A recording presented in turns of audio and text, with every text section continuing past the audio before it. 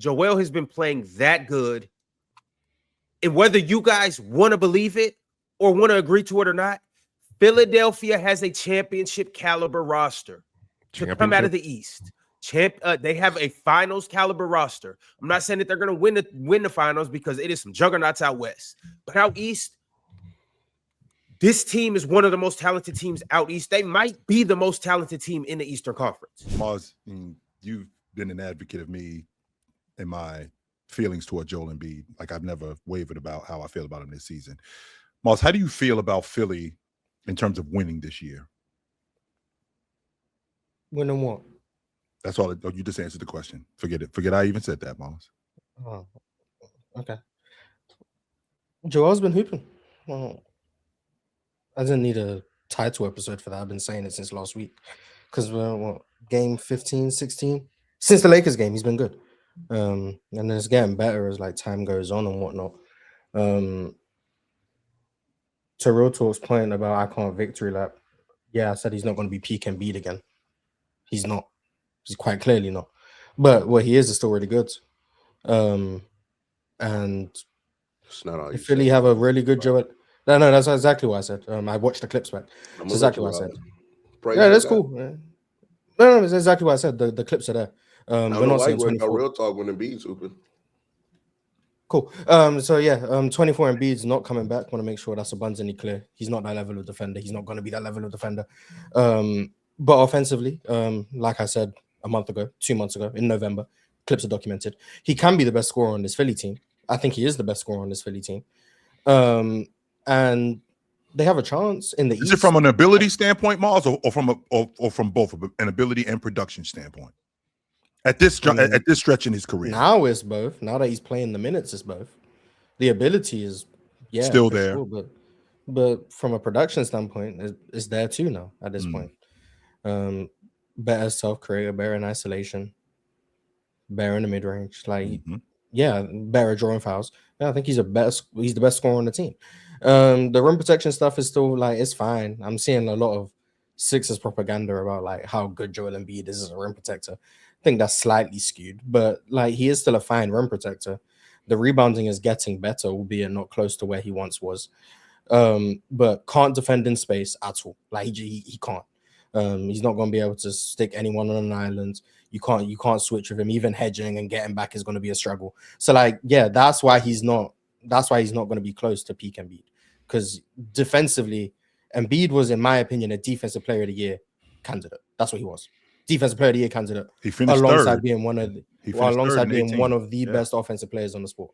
He's not going to be that again. There's not even going to come close to that. But if he can still be one of the better offensive players in the world and be fine on defense, be a good rim protector with flaws elsewhere, that's a really good player. That's an all NBA caliber player. And if Philly have that, they have a chance in the East. Now, this Philly team, I don't think has much of a chance of winning a title. I just don't think they're that good outside of Embiid and Maxey and Paul George. I don't like the way they run their offense in the clutch. They're still the worst third quarter good team I've seen in the NBA. So like they have flaws, but in the East they can contend. They can beat some teams. They can lose to some teams. But yeah, Embiid's been good. So Mars, right? So for what you just said, those deficiencies, because again, I never really questioned Joel Embiid's offense. I never really questioned what he can still do. Can still knock down the mid range. Can still get to the free throw line. Right? Can still be a force in the paint. But those things that you just mentioned, right? When you just talked about can't guard in space, these are can't guard in space isn't as switchable as he used to be, right? Isn't nearly as mobile as he used to be. All of these things are things that I'm talking about. One of those police lights that's going to get shined on you in the playoffs, right? So with that being said, where we are with Joel Embiid now, there isn't the probability of us winning isn't realistic. Right? The probability of us winning it isn't legit right now. But what is legit is that we got a backcourt that's viable for the future. And we can possibly build a championship unit around these guys. Joel Embiid is playing well enough right now that I can entertain phone calls from people who may be interested. I'm not saying that everybody's interested, but I can entertain phone calls from people who may be asking, how you feeling about Joel Embiid? Like, what would you be interested in? In fact, my logic would be if ever I were to get that phone call, It would be more of, well, how do you feel about him? What would you be interested in taking for him? Not this isn't about me. This is about what you want, because I'm willing to hand him over. I'm 100% willing to hand him over. What would you be willing to take in order to get Joel? What would you be? What do you want from me in order to get Joel Embiid? I just think this is a nothing conversation. I don't think anyone's calling for Joel Embiid. So like every time Joel Embiid has a good game, we repeat the same conversation. Yeah, and then I end up saying the same thing. I don't think anyone's calling for him. So that's why I just stayed quiet the first 20 minutes. Like there's nothing more for me to say about the conversation. No one, I don't think, is trading for $58 million for the next 3 years for Joel Embiid, who we know can't stay healthy consistently. But every time he plays well, apparently that's all we need to talk about. I don't think it's happening. The trade deadline's in what? About a week and a half. If it happens, it happens. I would say I was wrong. Yeah, if it happens, I was wrong. Cool. A team was willing to trade for Joel Embiid. I'll happily say I was wrong. Cool. But I don't think it's happening. And I don't know why we need to keep rehashing the same conversation. Because it's the same. Like I don't believe an NBA franchise is dumb enough to trade for him. Plays well. If we have a title of, or we have a segment of, is Joel Embiid is back? Philly win no title. And so if we all also agree that the answer to that question is no, then why are we having the segment in the first place? Because we don't all agree with that. Stop right there. Mars, you literally just said to Although Ron said last week he thinks Philly could come out of the East. I ain't even talking about that. Mars, you just literally just said to us that you don't think that there's a team dumb enough to trade for Joel Embiid. Did we not see Luka get traded, Mars? Like anything. That was also peak stupidity, all-time great. But that's not the point, right? But the point is that somebody did that. I called Luka untradeable. I didn't think a team was going to trade Luka. Yes, I've been wrong before. That doesn't mean I'm going to bet on the unlikely outcomes consistently, because they happen sometimes. Like that's a bad bet to make. That's how they get gamblers and dead sometimes things I don't think are going to happen ends up happening. Sometimes things that have a 0.1% chance of happening end up happening. That doesn't mean I'm going to start betting on them to happen consistently. Sure. I don't think anyone's trading for Embiid. If he gets traded, that will be a title episode. I'm pretty sure of it. It will be Joel Embiid traded to X team, and we'll talk about it. And then Chill, you can be up here saying, see, Philly took the call. Someone was willing. I'll be like, okay, someone did. I was wrong. Someone was willing to trade for Joel Embiid.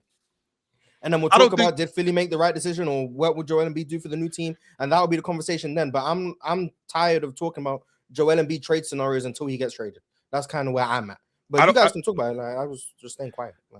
Again, I don't think that Joel Embiid, like, that's the topic of conversation. But if I'm being realistic, all I said was, to start, I was like, this is a time of year when the telephone is ringing and teams are interested in guys. That's all I'm saying. And Mars, this isn't to prove you wrong. See, Mars, I was right about Joel Embiid. No. This isn't about that at all. No, this isn't. What this is about is a guy who's been injury prone throughout his entire career, been injury prone, showed up into the league broken, but also played like the best player in the world, played like a top 3 player in the world. And in addition to him playing like that, he's playing really well right now. And if I'm not really interested in moving and holding on to him long term, if somebody called and asked, and that's all I'm saying, I ain't saying that, yo, tell everybody that Joel Embiid is available. Because if you do that, what you're doing is you're throwing a monkey wrench in and you're completely lowering his value. Would you call Philly about Joel Embiid if you was a GM? Depending on who else would help me, because it wouldn't be just me calling up Philly and getting Joel Embiid straight up. No, it'd be some other teams that would have to get involved. Depending on who would help me. Yeah, I would. I would inquire about him. I would. Like, what's going on with him? Especially considering I only got like these last couple of months, and we might be able to win it.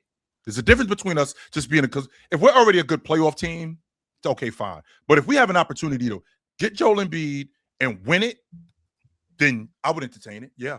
What teams so don't the teams that are eligible to win it are the Detroit Pistons, the Boston Celtics, and the New York Knicks in the Eastern Conference. In the Western Conference, the OKC Thunder, Denver Nuggets, San Antonio Spurs, and the Houston Rockets. Would you trade Şengün and some pieces for Joel Embiid at this point, Mars? Don't ask me. I'm not trading for Joel Embiid. No. Swiper, you can't just say those teams though, because Joel Embiid floor raises some teams. I'm looking at the teams that are in contention that would even be open to doing it. I would entertain that. That's what I'm saying. No, you can't just you got to kind of look at the whole scope, because a team like Orlando, for instance. Yeah, but let's be realistic. We could all agree. He gets added to the Phoenix Suns. They're not winning crap. Okay, I'm saying like what if he got added to the Cavs? I would entertain that. That changes things. That's the only reason I asked Swiper, because they're not a contender right now. But if you add Joel Embiid for like Allen and Garland, you said Allen and Garland. Allen and Garland. I'm assuming that's what it would be financially. They would become like contenders. Joel Embiid without a point guard. Not to you, but just respect Darius. Respect Darius.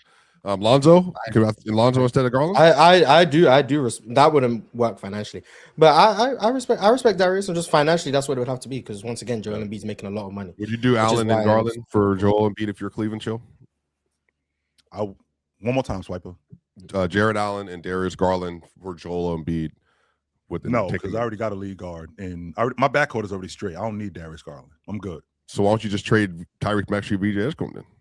No, I'm not trading Tyrese Maxey because is VJ going to be as good as Darius Garland? I think he's going to be better than Darius Garland. I mean, you don't know. That's all hypothetical stuff. So you would reroute? You asking me about VJ Escom, and to your point, if I'm bringing in Darius Garland, I'm under the impression that one, we winning. Well, no, if I'm Philly.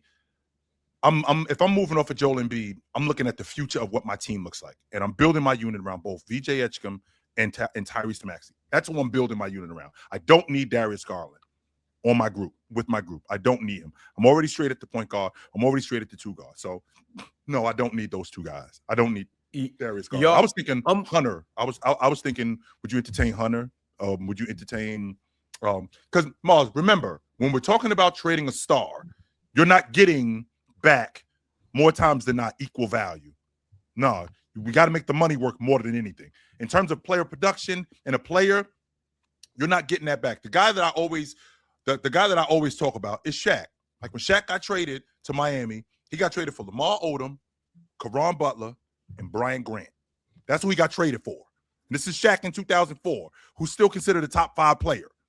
That's who he ended up getting. So when you trade a player like Joel Embiid, especially the way he's playing right now, you're not going to get equal value in terms of players back.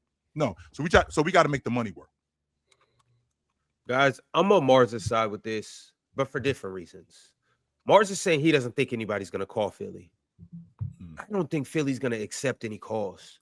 Joel has been playing that good. And whether you guys want to believe it or want to agree to it or not, Philadelphia has a championship caliber roster to come out of the East.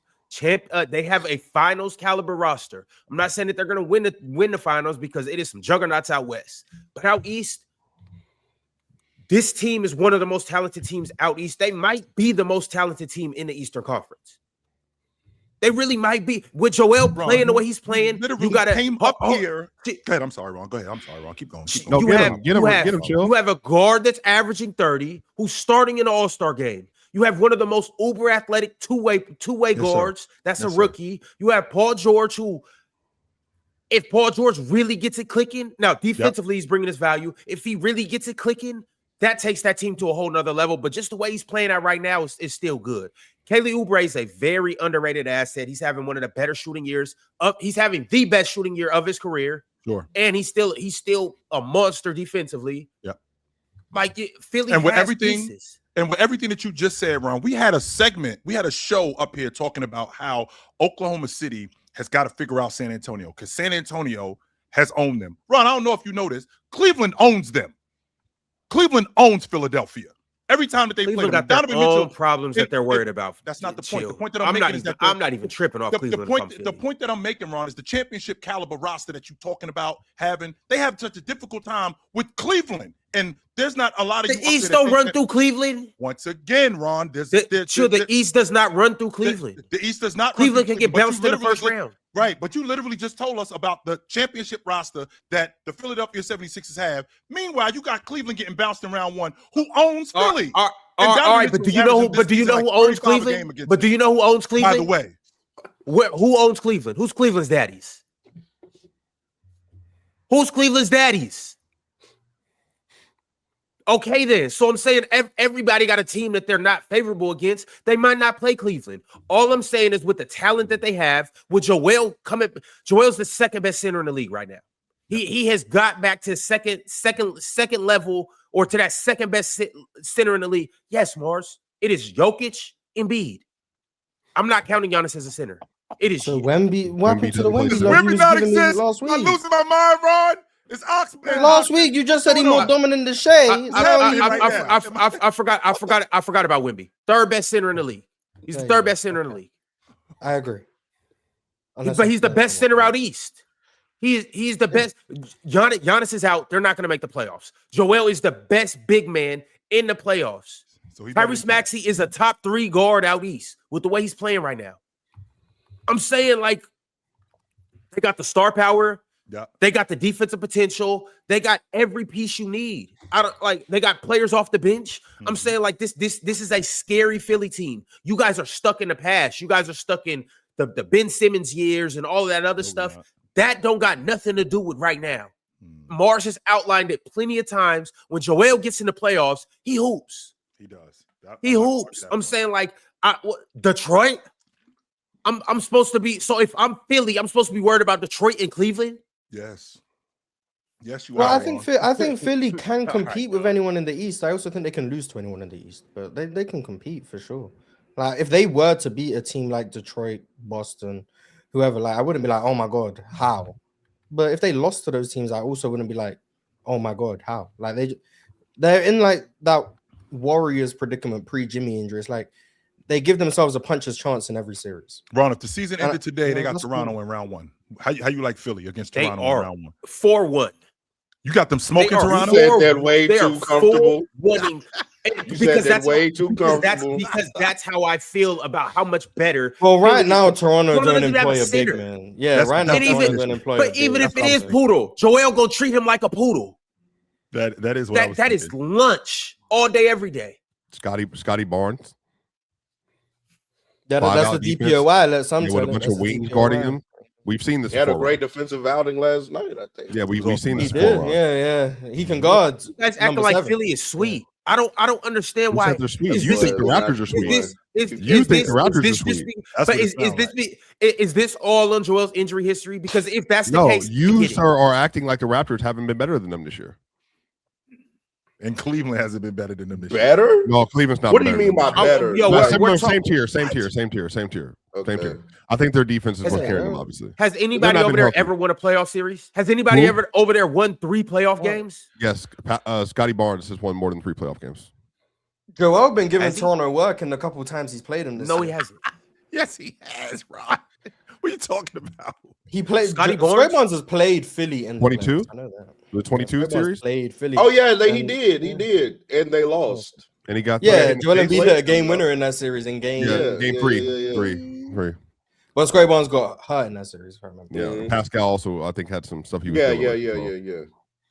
If we're talking about Joel Embiid, right? Like we're not talking about the Sixers, we're not talking about the other teams. I think Joel Embiid's best chance is just staying where he's at. You know what I mean? And if you're gonna trade him to even to Minnesota for everything they'd have to give up with Minnesota, I think the Sixers got a better chance in winning the East than the Minnesota got to win in the West. With the group that they currently have. I'd agree with that based on you know what I'm saying. If we're thinking about Joel for a second and not the franchises, I think he's better off where he's at than going anywhere else. Yeah. I mean, I agree. I don't hate that at all. We can agree on that because if the option of trading him is too far fetched, it's not like he's in a terrible situation right now. He's playing with one of the best point guards in the league, and I think that we need to highlight him a little bit more than we do in Tyrese Maxey. Tyrese Maxey is having an unbelievable season. He's playing with a really good wing defender in Paul George. Since Martin said that, I kind of have been peeping in. You know, brother can't play too much offense anymore, but he can definitely defend. So I'll give him that. He has VJ over there. So they have a good unit over there in Philly. Kelly's having a career year. Can they upset some people in the East if they are healthy? It wouldn't surprise me one bit. I do think they're one of the more talented teams in the East. It's just, do I believe in the durability of some of their better players? Not really. And I think it's just going to be like Maxey and vibes really come playoff time. And I don't think that's going to get you to an NBA final. But Maxine we shall vibes. see. It's the panel. Religion get built on cam. With a check, throw smoke, and the host go ham. You ain't never seen hoops all hit the raw. Every take got weight, every night we drop. This that barbershop. Courtside, worldwide tone. Welcome to the only show that really feel like numbers jumping like the score.